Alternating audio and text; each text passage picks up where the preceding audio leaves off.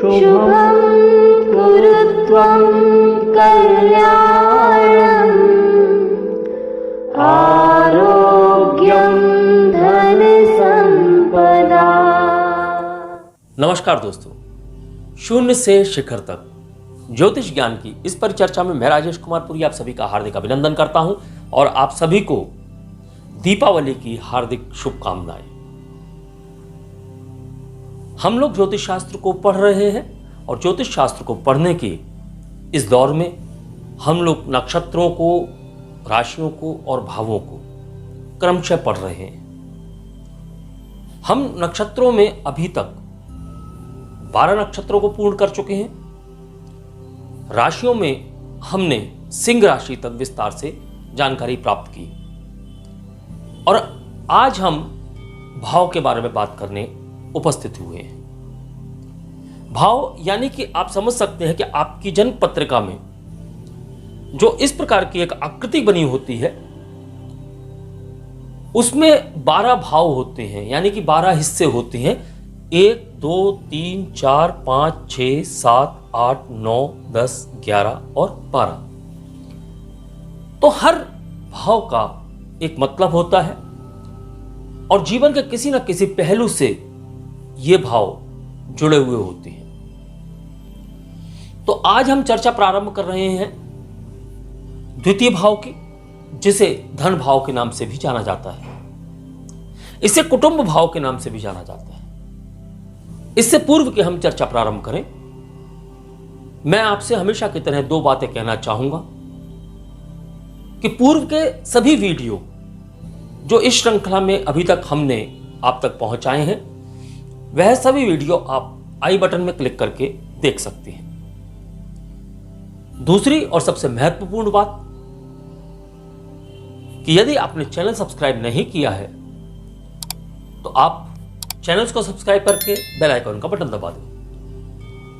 इससे आने वाले वीडियोस आपके पास समय से पहुंचेंगे, आपके इनबॉक्स में आपको नोटिफिकेशन प्राप्त होगा। और यदि वीडियो विषय आपको पसंद आता है तो लाइक और शेयर अवश्य करिए। आज का पाठ प्रारंभ करते हैं। आज हमारी पाठ संख्या है 43। हमारा विषय है द्वितीय भाव यानी कि धन भाव। जैसा कि मैंने बताया कि इसे कुटुंब भाव के नाम से भी जाना जाता है। अगर हम विस्तारीकरण की बात करें तो इस भाव का विस्तारीकरण 30 डिग्री से लेकर 60 डिग्री तक होता है। इस भाव के कारक गुरु होते हैं, यानी कि बृहस्पति देव, जो कि इसके स्थिर कारक हैं। अब इस भाव से हम जीवन के धन भाव को समझ सकते हैं, कि धन के पहलू को समझ सकते हैं। नाम से जैसा कि है तो कुटुंब के पहलू को भी समझ सकते हैं और इस भाव से हम क्या क्या और कैसे समझ सकते हैं और प्रेडिक्शन में उनका उपयोग किस प्रकार कर सकते हैं, यह हम यहां समझते हैं। तो इस भाव से जैसा कि नाम से ही आप समझ सकते हैं कि धन को देखा जाता है। जब हम धन की बात करते हैं तो एक जातक के जीवन में धन की परिस्थिति यानी कि बैंक बैलेंस की बात कर सकते हैं, फाइनेंशियल असेट्स की बात कर सकते हैं और जो वित्तीय उसकी योजनाएं होती हैं, जो वित्तीय कार्य होते हैं, वह हम इस भाव से देखते हैं। यानी कि जातक के जीवन में धन का संचय, फाइनेंशियल एसेट्स यानी कि एफडी और दूसरे प्रॉमिसरी नोट्स या जो इन्वेस्टमेंट है धन का, लिक्विड इन्वेस्टमेंट जो कहलाता है, हम वह इस भाव से देख सकते हैं। पत्रिका में यह धन भाव है। हमने यहां पर किसी भी राशि को स्थापित नहीं किया है, क्योंकि कालपुरुष की कुंडली में यहां मेष राशि स्थापित होती है। तो इससे यह बिल्कुल भी आप संशय न रखें कि जहां पर भी पत्रिका में 2 लिखा आएगा वही स्थान धन स्थान होगा। ऐसा संशय हो सकता है प्रारंभिक अवस्था में, लेकिन यहां आप समझ लीजिए कि आपकी लग्न किसी भी राशि का हो, चाहे वो मेष राशि का हो, वृषभ का हो, मिथुन का हो, कर्क का हो या अन्य किसी राशि का हो, धन स्थान सदैव यही रहेगा। यानी कि यहां पर यदि कर्क राशि है तो यहां पर सिंह राशि होगी तो धन स्थान आपका यही कहलाएगा। यहां पर तुला राशि है तो यहां पर वृश्चिक होगी, धन स्थान आपका यही कहलाएगा। तो यहां से हम धन को समझ सकते हैं। अब हम समझते हैं कुटुंब। कुटुंब यानी कि हमारा परिवार, हमारा खानदान। और कुटुंब एक छोटा मोटा शब्द नहीं है। कुटुंब में सभी आ जाते हैं, दादा दादी, नाना नानी, मामा मामी, ये सभी कुटुंब में आते हैं। चाचा चाची, माता पिता, बच्चे, एक कुटुंब बनता है। कुटुंब एक बृहत शब्द है। तो यहां से हम उस बृहत शब्द कुटुंब की महिमा को समझ सकते हैं। यानी कि हमारा परिवार कैसा होगा, बड़ा परिवार होगा या छोटा परिवार होगा। परिवार में कड़वाहट होगी या मधुरता होगी। यानी अगर यहां पर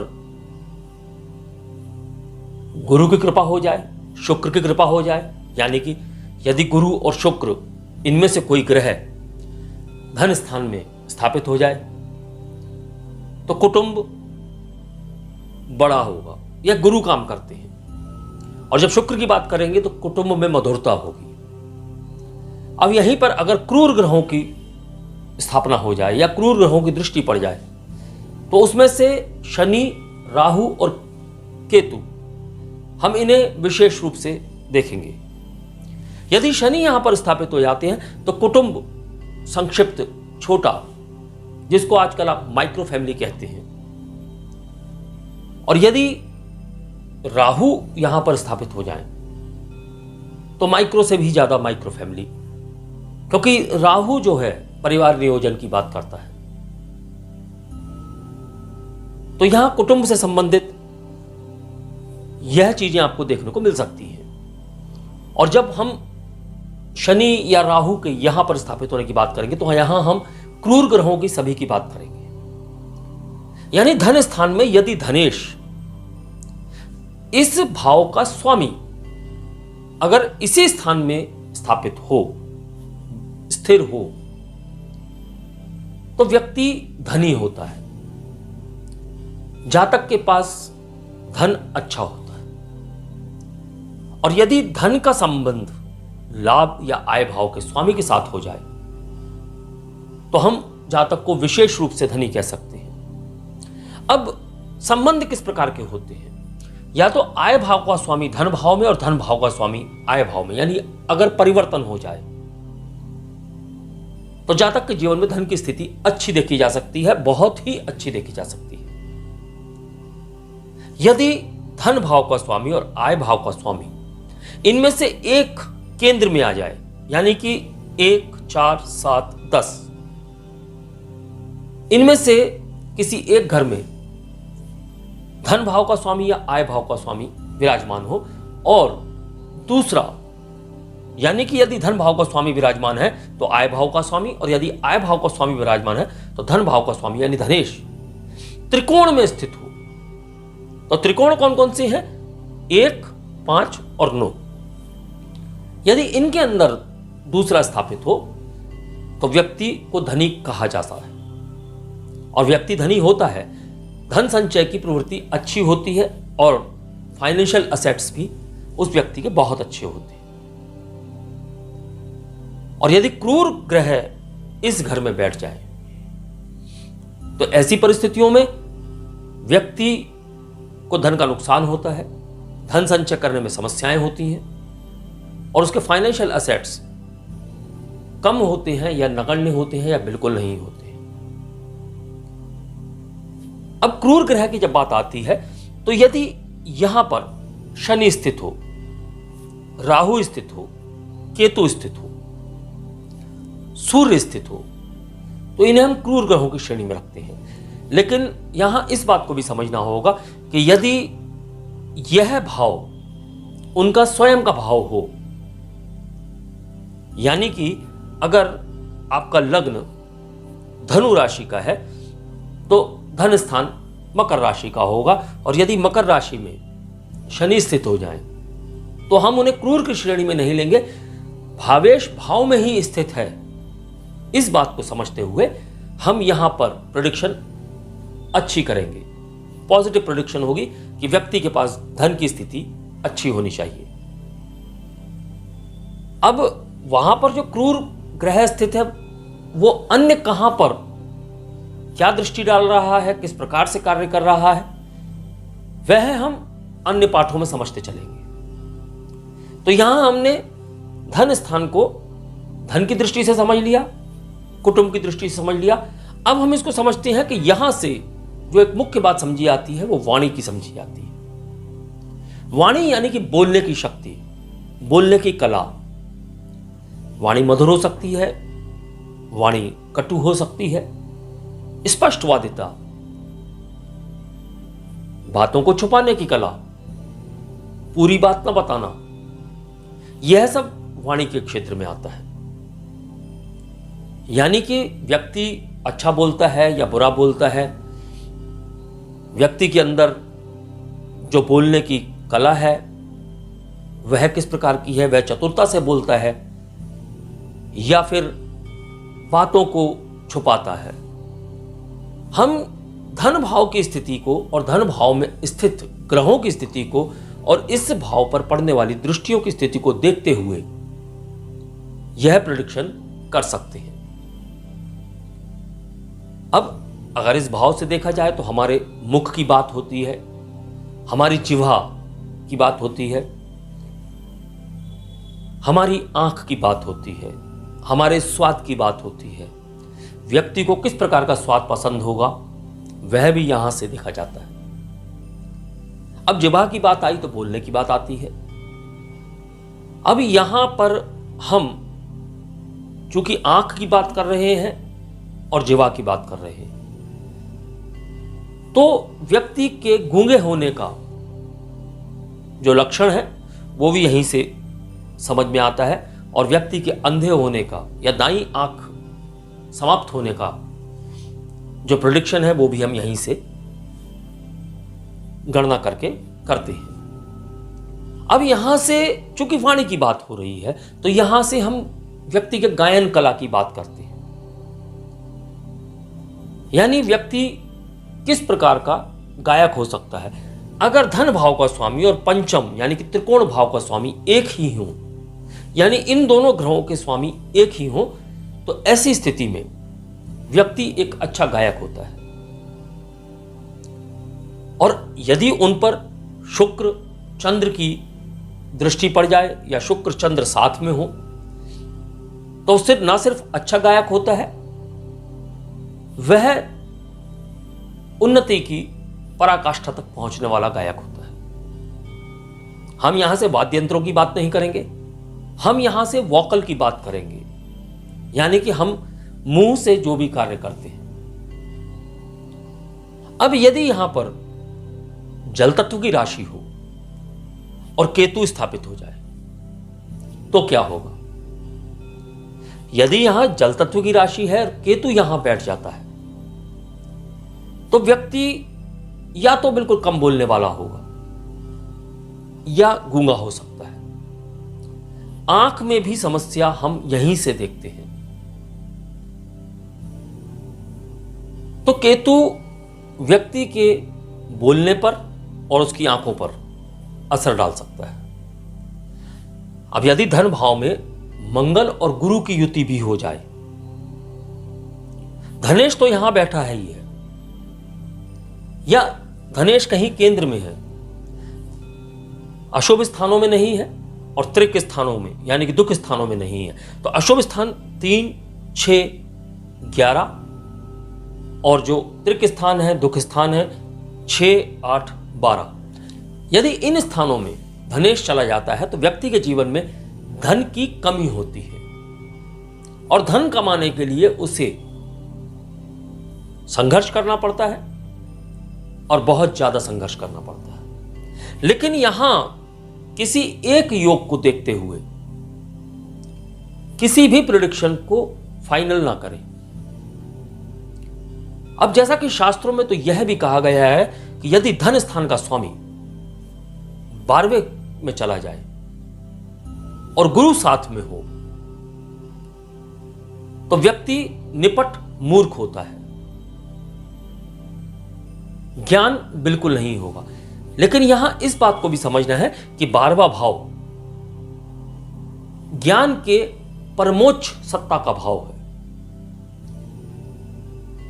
यहां व्यक्ति की मुक्ति होती है, यहां व्यक्ति का मोक्ष होता है, तो इस बात को भी समझना है। साथ ही साथ कुंडली में अन्य योगों को भी देखना आवश्यक है। कहीं ऐसा ना हो कि हम सिर्फ एक योग को देख के व्यक्ति के बारे में पूरा प्रेडिक्शन कर दें और हमारा प्रेडिक्शन गलत हो जाए। इसलिए अन्य योगों को, अन्य ग्रहों की दृष्टियों को, अन्य ग्रहों को भी देखना अत्यंत आवश्यक है। अब हम द्वितीय भाव की जब बात करते हैं तो इसे मारक भाव भी कहा जाता है। अब यह मारक भाव क्यों कहा जाता है, हम जब मार्केश की चर्चा करेंगे तो बहुत विस्तृत रूप से बात करेंगे, लेकिन यहां हम संक्षिप्त में बताते हैं। अष्टम भाव को आयु का भाव कहा जाता है और अष्टम से सप्तम यानी कि आयु का भोग द्वितीय से देखा जाता है। अष्टम से अष्टम तृतीय भाव होता है और तृतीय भाव का व्यय भाव द्वितीय भाव होता है, इसलिए इसे मारक कहा जाता है। लेकिन यह दूसरे लेवल का मारक है। प्रथम लेवल का मारक सप्तम स्थान को कहा जाता है। जब हम सप्तम स्थान पर पहुंचेंगे तो उसकी विस्तार से चर्चा करेंगे। यहां हम द्वितीय स्थान की, धन स्थान की, कुटुंब स्थान की बात कर रहे हैं। अब यदि हम विभिन्न भावों को देखें तो कुटुंब स्थान, धन स्थान विभिन्न भावों में किस प्रकार कार्य करता है, हम विशेषकर सजीव के बारे में बात करेंगे। यहां हम भावक भावम के नियम को समझते हुए द्वितीय भाव को समझेंगे। यह है हमारा तृतीय भाव, जहां से हम छोटे भाई बहनों को देखते हैं, और द्वितीय भाव तृतीय भाव का 12वां है, यानी कि व्यय भाव है। तो यहां से हम छोटे भाई बहनों का व्यय यानी कि उनके नुकसान की बात देख सकते हैं। अगर हम चतुर्थ भाव की बात करें तो चतुर्थ भाव माता का है। यहां से सजीव के रूप में माता को देखा जाता है और द्वितीय भाव माता का 11वां स्थान है। 11वां यानी कि लाभ भाव। तो माता के लाभ को हम द्वितीय स्थान से देखेंगे। तत्पश्चात पंचम स्थान, जिसे हम संतान का भाव कहते हैं, यहां से सजीव की जब बात होती है तो संतान की बात होती है, प्रेम की बात होती है। तो यह प्रेम का, संतान का दशम भाव है। तो हम यहां संतान की बात करेंगे तो संतान का दशम यानी कि संतान का कार्य, संतान का कार्य क्षेत्र, यहां प्रथम संतान की विशेष रूप से बात होती है। जब हम छठे स्थान की बात करेंगे तो यहां से मामा, मौसी यानी कि मां का तृतीय स्थान है। तो मां के छोटे भाई बहनों की बात हो रही है तो यहां मामा मौसी की बात होती है। तो जब हम मामा मौसी की बात करेंगे तो मामा मौसी से यह स्थान नवम स्थान होता है। आप गिनकर देख सकते हैं, 1 2 3 4 5 6 7 8 9, नवम स्थान यानी कि त्रिकोण है इसका, और इसका उत्तरोत्तर बली त्रिकोण है। तो यहां से हम हमारे मामा मौसी उन सभी के भाग्य की बात कर सकते हैं, उन सभी का भाग्य देख सकते हैं। जब हम सप्तम भाव में आते हैं, जाया भाव, यह पत्नी का भाव है। पत्नी का भाव का यह अष्टम भाव है। जैसे लग्न से यह हमारा आयु का भाव है, इसी प्रकार सप्तम से यह पत्नी की आयु का भाव समझना चाहिए। जब हम नवम स्थान पे आते हैं तो नवम स्थान में पिता की बात होती है। चूंकि अष्टम से हम किसी सजीव की बात नहीं करते हैं, लेकिन जैसा कि मैं आपको पहले बता चुका हूं कि अष्टम से सप्तम यानी कि आयु का भोग। तो जब हम नवम स्थान की बात करते हैं तो यहां से पिता की बात होती है। जब पिता की बात होती है तो पिता के लिए यह भाव षष्ठम भाव है। तो पिता के रोग, ऋण, शत्रुओं की बात यहां से समझी जा सकती है। यह धर्म का भाव है, तो यहां से धर्म का व्यय समझा जा सकता है। यानी कि व्यक्ति की आस्तिकता को हम धन भाव से समझ सकते हैं। इसी प्रकार जब हम दशम भाव की बात करते हैं तो दशम भाव से हम किसी सजीव की बात नहीं करते हैं, लेकिन यह पिता का धन है। और जब हम इस भाव की बात करते हैं तो इसका यह पंचम है। दशम भाव का यह द्वितीय भाव पंचम भाव है। तो पंचम भाव यानी कि त्रिकोण। तो यहां से हम कार्य व्यवसाय में किस प्रकार का कार्य व्यवसाय होगा वह समझ सकते हैं। और जब हम इसके त्रिकोण में षष्ठम भाव में पहुंचते हैं तो नौकरी वगैरह की बात हम षष्ठम भाव से करते हैं। यह सारे भाव एक दूसरे से जुड़े रहते हैं। जब हम 11वें भाव में आते हैं तो 11वां भाव बड़े भाई बहनों का भाव है। तो यहां से बड़े भाई बहनों का सुख देखा जा सकता है। यह भाव बड़े भाई बहनों का है। और यहां से 1 2 3 4 यानी कि सुख भाव। तो बड़े भाई बहनों का सुख, आय का सुख यहां से देखा जाता है। तो इस प्रकार आप भावक भावम के नियम को समझते हुए किसी भी भाव को समझ सकते हैं। यह हमने द्वितीय भाव की चर्चा की है। एक उदाहरण के तौर पे हम यहां से दशम भाव से नवम भाव के धन को देखते हैं। यह नवम भाव पिता का है। तो पिता का धन, भाग्य का कर्म। भाग्य अगर आपका जागृत है, भाग्य आपका अच्छा है, तो कर्म आपके किस प्रकार के होंगे? तो यह भाग्य का धन है। भाग्य अच्छा होगा तो कर्म अच्छे होंगे, भाग्य खराब होगा तो कर्म खराब होंगे। कर्म यानी कि आपके कार्य क्षेत्र की बात हो रही है। तो यहां हम किसी भी भाव को इसी प्रकार समझने की कोशिश करते हैं। जैसा कि मैंने यहां लिखा है, सजीवों के लिए भावक भावों के नियम को अवश्य समझें। तो यह हमारा धन भाव है। धनेश अन्य भावों में किस प्रकार के फल देता है, यह हम तब चर्चा करेंगे जब हम भावेश प्रारंभ करेंगे।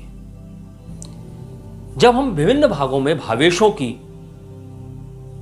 स्थिति को देखेंगे और फल कथन करेंगे। और अंत में पुनः एक बार कहना चाहूंगा कि यदि आपने चैनल सब्सक्राइब नहीं किया है तो चैनल को सब्सक्राइब करके बेल आइकॉन का बटन दबा दें ताकि आने वाले वीडियोस आपको समय से प्राप्त हो सके। इसके बाद हम अगले वीडियो से पुनः हम नक्षत्र प्रारंभ करेंगे। और हमारा आने वाला नक्षत्र जो है वह है हस्त। तो हस्त नक्षत्र की चर्चा हम अगले वीडियो में करेंगे। तब तक के लिए मैं अपनी वाणी को विराम देने की आज्ञा चाहूंगा। नमस्कार, धन्यवाद। शुभं कुरु त्वं कल्याणं